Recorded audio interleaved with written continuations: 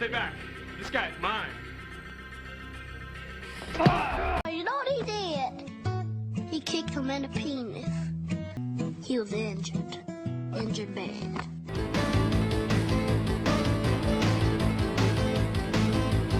Welcome back to part 2 of my little adventure of exploring the movie Samurai Cop. You might say this is my Evil Dead 2 version of this, mostly because we're going to backtrack a little bit, because clearly I've missed a few things in this movie, and I wasn't even 25% through. For example, what is this in the background? I would have to assume they're on top of a building and this is part of the building. I did mention that you can see the camera crew through Fujiyama's sunglasses. However, they're just randomly gone. I mean, I guess we can assume that he takes them off. Yeah. The next scene after this, we see the Katana gang going to mess up Mr. Lee's gang. However, we somehow gain a new member along the way. And maybe they were doing like some recruitment through Little Chinatown here. And I don't think this guy realized what he just got himself into.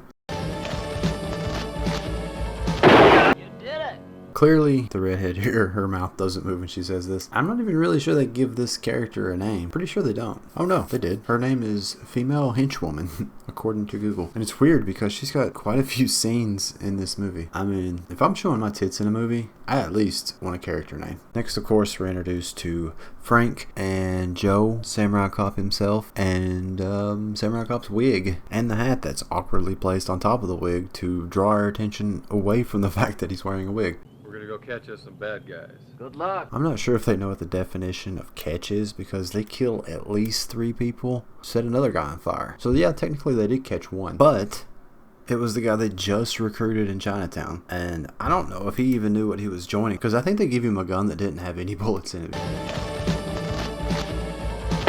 Because it's kind of clear the guy on the ground is the one shooting one of Mr. Lee's men. You stay here and wait.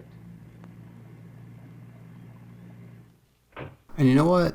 To back up my theory here, these two guys give a nod to each other like, who the fuck is this guy? And you know what? Our dude is giving me Peter from Deadpool 2 vibes. Peter. I just saw the ad. Do you think it was an awkward car ride with Frank changing his clothes multiple times throughout this entire chase? You know what? We started without a hubcap, somehow gained a hubcap, but then sadly lost the hubcap again. In this little screenshot, what is this lady doing? Like, she's just chilling in her front yard in like a dining room chair. She has a fanny pack on, which screams the 90s. I'm gonna say she was probably doing a yard sale, but what do you think's running through her mind while they're filming this? It wouldn't be right if I didn't show this scene one more time. You got him. Hey, hold on. Ow. Hey man, watch it. Watch it. Oh man. I've come up with another theory, and it actually kind of makes sense, at least to me. So we know the guy that's been caught on fire does not look anything like Peter, who we're going to call Pedro because it's obvious he has a little bit of Spanish heritage, and the guy that's on fire obviously doesn't. So Pedro, who's been shot in the neck at this point, just so happens to find a bystander that's wearing the exact same clothes that he's wearing. He jumps out of the van before it catches fire. He throws the bystander in, and that's who's on fire, and that's why he doesn't look anything like Pedro. So in this theory, Pedro is free. He's a free man. He wished he never joined this gang, but he's got to go to the hospital because he's got a bullet in his neck. Good job, guys. Calls for a celebration. You got it. I'll see you back at your place.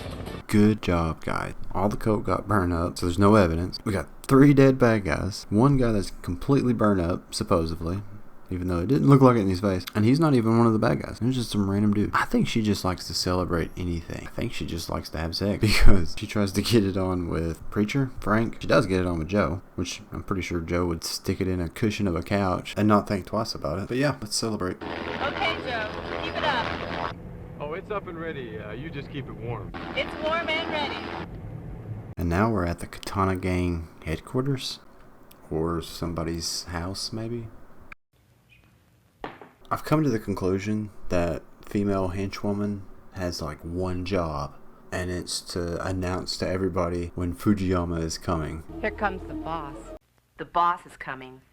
Don't tell my heart, my achy breaking heart. So Fujiyama walks down the stairs, struts around in the living room for a second, not saying a word to anybody, until he says this. Well, they call him Samurai, huh?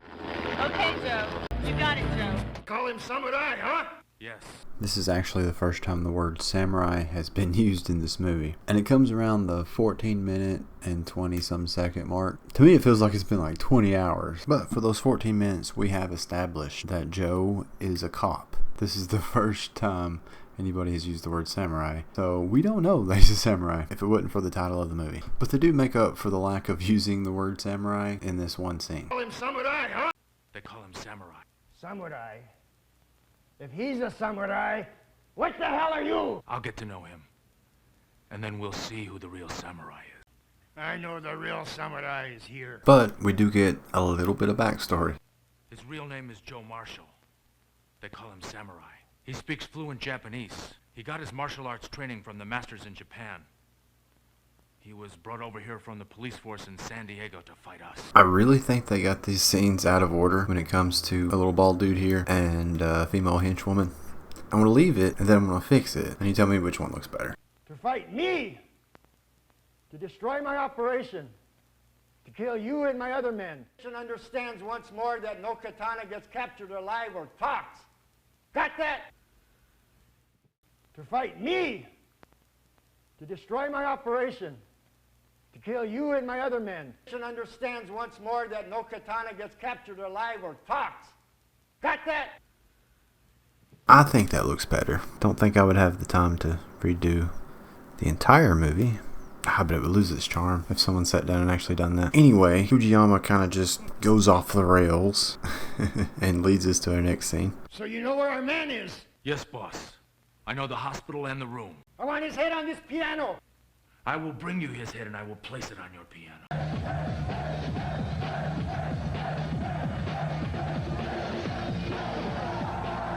So, I'm lying there in bed with probably the most beautiful woman I've ever met in my life. Hey, what are you talking about? I'm just kidding. You know you're number one. This entire scene makes zero sense. And I almost feel like it's not supposed to be in the movie, or at least at this point. I don't know. Let's just break this down. So anyway, this guy I've heard enough of these stories. So anyway, you get on the phone and you tell me that these, what's his name, Omaha, Yamaha, whatever. He speaks fluent Japanese. Omaha, Yamaha, whatever his name is, right, is after me. So I figured I'm going to have to knock a couple of these guys off. So we've established in the scene before this one that Fujiyama is just now hearing about Samurai Cop, which leads me to wonder, what is Joe even talking about here? And I know I'm going to get the speech from Captain Roma. I told you guys I don't want any more dead bodies. But what am I going to... Frank, come to my office. So naturally you would think the next scene is Captain Roma's office where he's speaking to Joe and Frank. No, it's not. Why would it be? So our next scene is Frank and Horny Joe, and we get introduced to Steve, who always keeps the volume up to 11. What's going on, Steve? Not much, sir. There's a nurse in there giving him an injection. He's burned pretty bad. Let's check it out. Now, our boy Steve always keeps it at 110%, no matter what. Just for reference, here's the volume spike while I was editing. Would you like to fuck me?